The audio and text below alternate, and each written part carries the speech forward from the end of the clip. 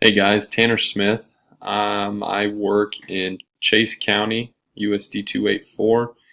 That's in Cottonwood Falls, Kansas. I am the PE teacher, health teacher, and weights coach for 7 through 12 in our high school. At Chase County, I'm also the head boys basketball coach and head baseball coach. And the reason for me posting so late here, I apologize for that, is because of summer baseball. I'm overseeing a few different programs to make sure those kids are doing what they need to over the summer. So I apologize for getting this posted late. That's what I do. That's where I work. In regards to school and community relationships and the importance of that, first and foremost, I think school and community relations can provide better educational experiences for the kids when the community members and school staff work together. Just in Chase County, we had a school bond go up, which passed. We needed a new school. It hadn't been touched for decades.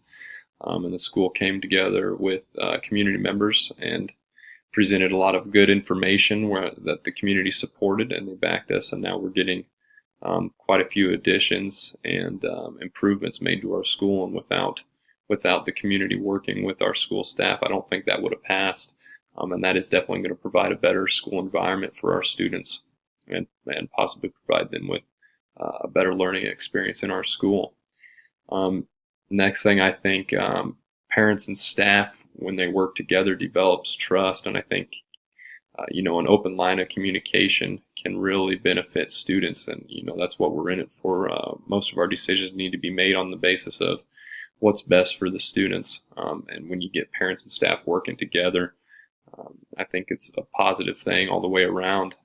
There's a ton of organizations in Chase County, whether it's FBLA, FFA, things like that. In all those organizations, in such a small school, we're a 1A school, we get a lot of student activity or participation, and a lot of the parents support that. And they support those organizations and will donate, or they will participate as well, donate things, donate money, help out with fundraisers, things like that. So we get a ton of parental support and just community support in different organizations.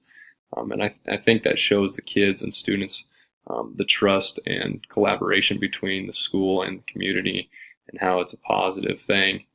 And how it can have a positive outcome and provide those students with better experiences.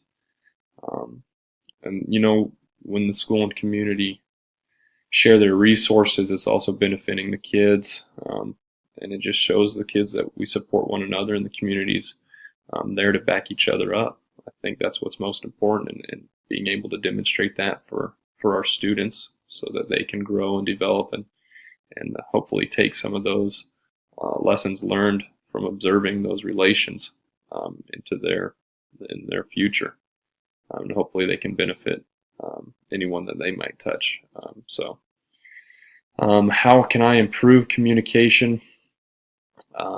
We definitely live in a digital age, and I need to do a better job of communicating through those devices.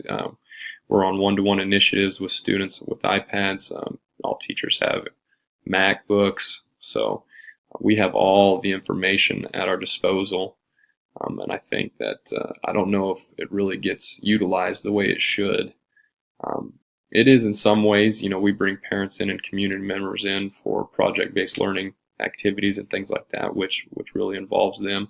And being an ag-based community as well, we bring a lot of farmers, people from downtown, the extension office, things like that, in for different projects. I think we do a pretty good job in reference to project-based learning.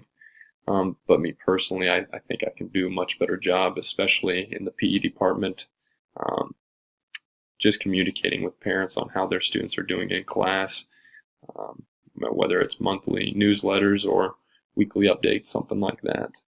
But that's what I've got. I'm looking forward to working with you guys. We'll see you next time.